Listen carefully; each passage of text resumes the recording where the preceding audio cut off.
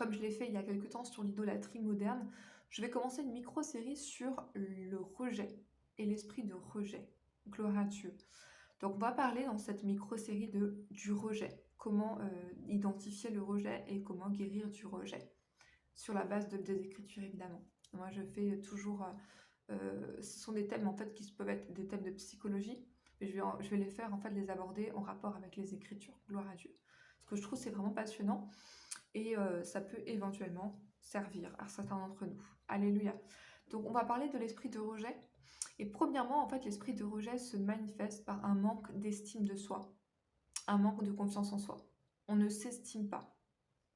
Combien d'entre nous, en fait, on ne s'aime pas, on ne s'estime pas et même on ne prend même pas soin de nous. Je vais prendre un exemple dans la parole de Dieu.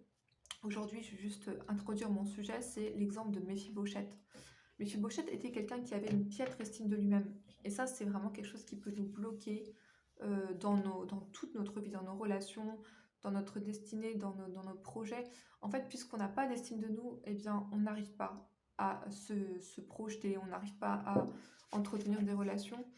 On est vraiment dans ce qu'on appelle en anglais self-pity, ça veut dire on est vraiment dans le déni de soi-même, on ne s'aime pas, on ne s'accepte pas et on ne prend pas soin de nous. Alléluia, ça c'est la première caractéristique de l'esprit de rejet. Je vais juste lire le passage qui concerne Méphibosheth aujourd'hui. Vous montrer un exemple de quelqu'un qui n'avait pas d'estime de lui-même. Il y en a beaucoup, hein, j'en prends un parmi tant d'autres. 2 Samuel chapitre 9. 2 Samuel chapitre 9, à partir du verset... Donc on va prendre l'exemple de Méphibosheth. À partir du verset 8. Méphibosheth dit de lui-même, qu'est-ce que ton serviteur pour que tu regardes un chien mort tel que moi? Donc Méphibosheth se considérait comme un chien mort. Ça peut paraître drôle, mais c'est très grave. Que quelqu'un dise de soi-même, de lui-même, je suis un chien mort. Vous imaginez, cette personne se voyait en fait comme un chien mort. Alléluia. Donc j'invite quelqu'un aujourd'hui qui a une mauvaise estime de lui-même à reconsidérer la chose.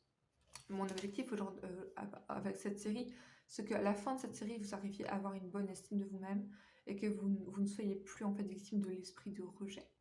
Que vous vous acceptiez et que vous acceptez ce que Dieu a créé. Vous êtes unique et donc vous devez absolument apprendre à vous aimer et à vous respecter.